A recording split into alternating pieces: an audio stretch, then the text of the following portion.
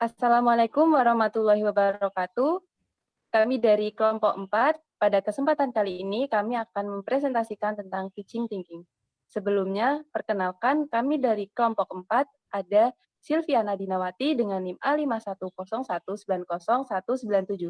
Kemudian ada Putri Wijayanti dengan NIM A5101909199. Kemudian ada saya sendiri, Titania Karisa Nurul Inaya dengan NIM A5101900200.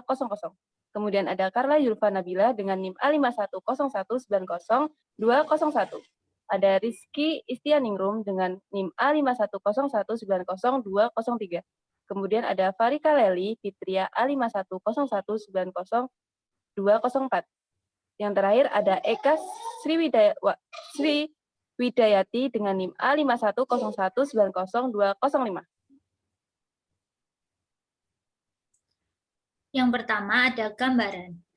Kebanyakan orang setuju bahwa salah satu tujuan utama sekolah adalah untuk mengajar siswa cara berpikir dan berpikir sebagai topik menarik bagi banyak orang, bukan hanya kita yang guru. Jelas ada banyak tulisan tentang berpikir dan keterampilan berpikir. Tidak semuanya dapat dibahas dalam bab ini, tetapi sebagai gantinya, kami akan berusaha untuk menjelaskan beberapa topik dengan baik dan yang kami yakini paling menjadi perhatian kami, audiens sebagai guru yang berpengalaman. Ini dibuktikan oleh deskripsi 3 pemikiran, berdiri sendiri, pemikiran, program, dan strategi yang telah dikembangkan untuk tujuan membantu siswa memperoleh berbagai keterampilan berpikir dan disposisi. Menghubungkan dengan konteks dan ilmu belajar.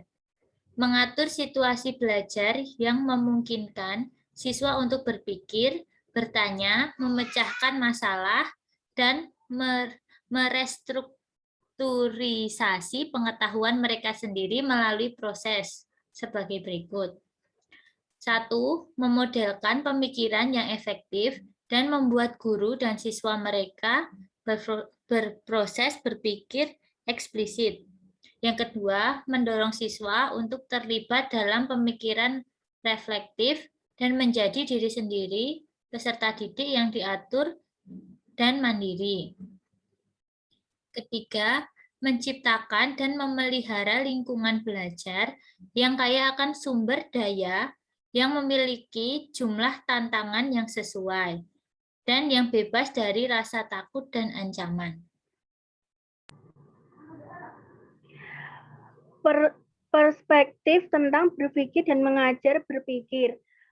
Perspektif kontemporer tentang sifat berpikir dan mengajar berpikir membuat perbedaan penting yang tidak ada dalam pandangan sebelumnya tentang topik ini. Mereka menunjukkan bahwa sama seperti kita bernafas, bergerak, atau mengedipkan mata-mata. Kita berpikir apakah kita telah menerima instruksi formal atau tidak. Singkatnya, tidak ada yang harus mengajari siapapun caranya berpikir. Tetapi pada saat yang sama, kita semua dapat diajari untuk berpikir lebih efektif, kritis, dan secara kreatif. Dimensi pertama terdiri dari seperangkat keterampilan atau kemampuan, seperti mampu untuk mengenali bias dalam suatu argumen atau untuk mencapai kesimpulan berdasarkan bukti yang kuat. Dimensi kedua terdiri dari posisi yang luas atau kebiasaan pikiran seperti rasa ingin tahu dan keterbukaan.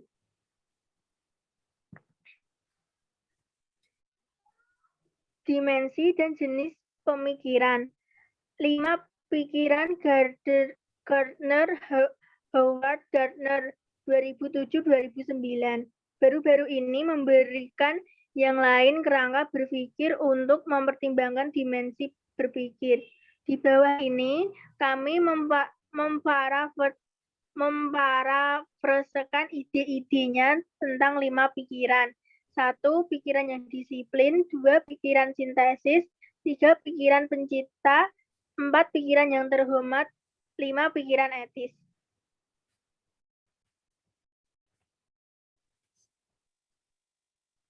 Cara mengajar berpikir. Seiring waktu, guru yang berpengalaman dan ahli teori kurikulum telah memperdebatkan cara terbaik untuk mengajar siswa cara berpikir. Salah satu perdebatan tertua adalah apakah mata pelajaran tertentu dengan sendirinya mengembangkan keterampilan berpikir. Belajar berpikir seperti sejarawan atau matematikawan membantu siswa memahami struktur dan proses penyelidikan dari disiplin penting yang sangat mempengaruhi cara kita memandang dan memahami dunia sosial dan fisik kita. Kami percaya bahwa sebagai guru, kami membutuhkan kemampuan strategi yang kaya untuk mengajar siswa cara berpikir yang dapat digunakan secara efektif tergantung pada tujuan pembelajaran yang ingin kami capai dan karakteristik siswa di kelas kami.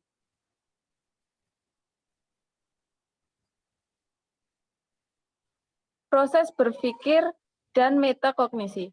Apa artinya berpikir? Apa yang ada di pikiran kita saat kita berpikir? Sebagian besar ahli teori dan peneliti percaya bahwa ada berbagai jenis pengetahuan dan masing-masing mengharuskan kita untuk menggunakan proses kognitif yang berbeda.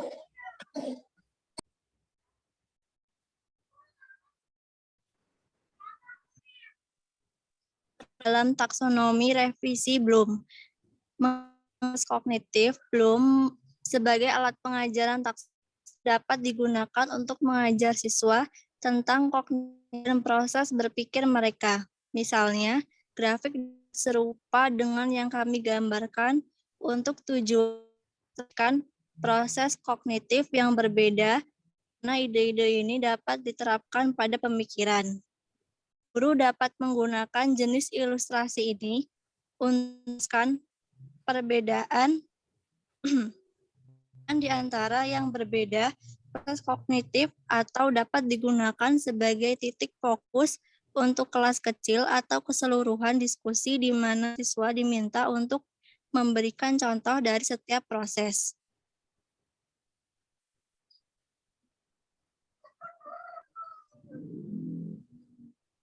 Metakognisi.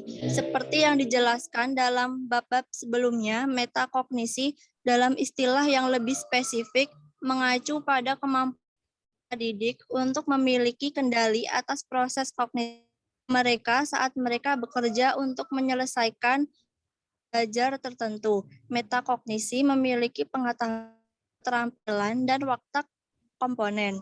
Komponen pengetahuan terdiri dari pemahaman siswa tentang bagaimana belajar dan tentang proses kognitif dan metakognitif mereka sendiri. Tujuan pengajaran metakognitif adalah untuk mengajar siswa belajar sendiri untuk menjadi pembelajar mandiri.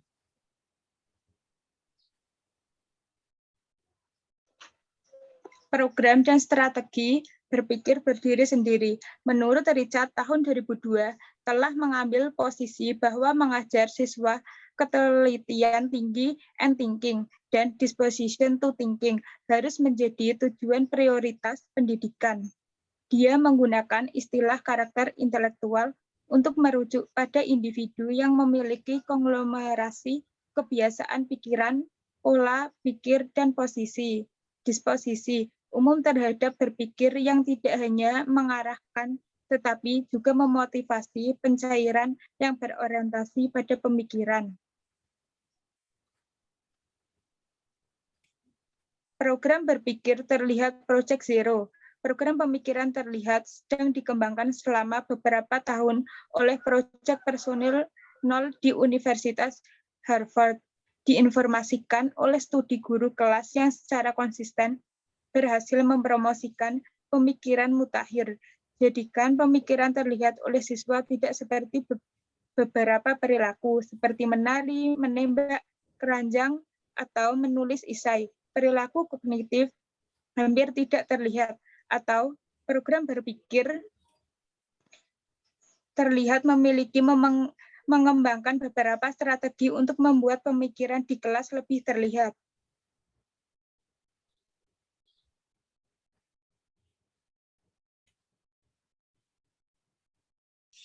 Selanjutnya, berpikir seni. Program berpikir seni ini dapat membantu guru untuk menggunakan karya seni visual dan musik dengan cara yang dapat meningkatkan pemikiran siswa. Tisman dan Palmer pada tahun 2006 menyatakan bahwa program tersebut dapat dilaksanakan atas dasar karya seni yang merupakan hal yang baik untuk dapat memikirkan tentang 5 fokus disposisi berpikir yang relevan dengan seni, yaitu yang pertama, mempertanyakan dan menyelidiki, yang kedua, mengamati dan mendeskripsikan, yang ketiga, penalaran dan mengeksplorasi sudut pandang, yang keempat, membandingkan dan menghubungkan, dan yang terakhir yaitu menemukan kompleksitas.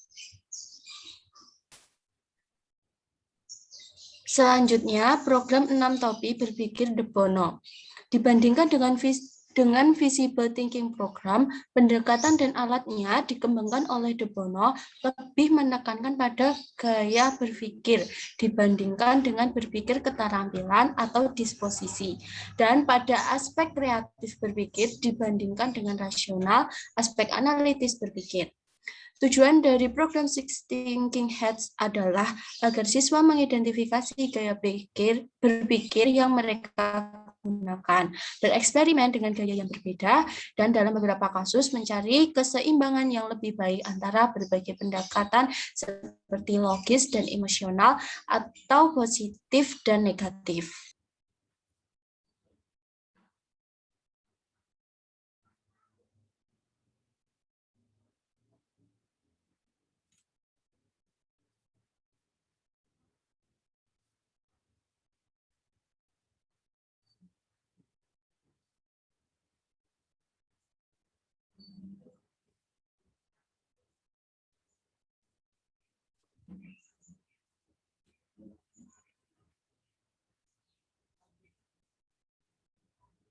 Menilai waktu dan keterampilan berpikir. Untuk mengetahui seberapa baik siswa dapat menerapkan keterampilan berpikir dan waktu yang telah kita ajarkan kepada mereka, kita perlu meminta mereka untuk melakukan keterampilan atau proses dan menjelaskan apa yang mereka lakukan. Bayer telah menyarankan format penilaian yang terdiri dari 3 elemen dasar. Yang pertama, nilailah pengetahuan dasar, keterampilan, artinya, dan seperti apa tampilannya saat seseorang melakukannya. Yang kedua, menilai keahlian dalam melakukan keterampilan. Yang ketiga, menilai pemahaman metakognitif tentang bagaimana dan mengapa suatu keterampilan dilakukan.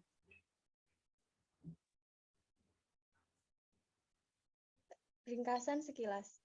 Yang pertama, mengajarkan siswa cara berpikir adalah salah satu tujuan terpenting dalam pendidikan. Yang kedua, berbagai jenis pemikiran telah diidentifikasi.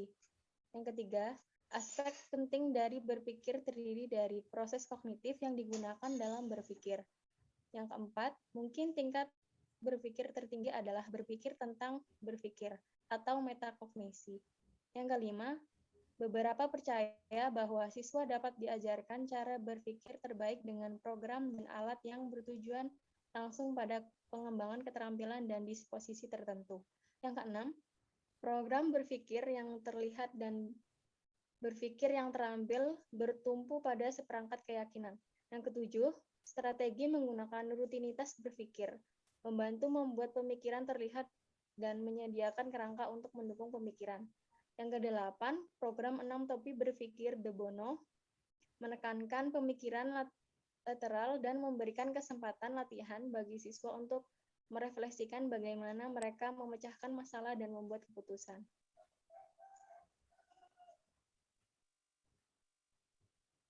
Membangun pembelajaran Anda sendiri. Bekerja sendiri atau dengan rekan kerja. Buatlah daftar berbagai jenis latihan yang Anda gunakan di kelas Anda untuk mengajari siswa cara berpikir. Seberapa mirip atau berbeda praktik Anda? Apakah Anda menggunakan terutama praktik-praktik yang secara khusus bertujuan untuk mengajarkan keterampilan atau disposisi tertentu? Atau apakah Anda hanya mengandalkan menanamkan pengajaran berpikir ke dalam pembelajaran berorientasi konten?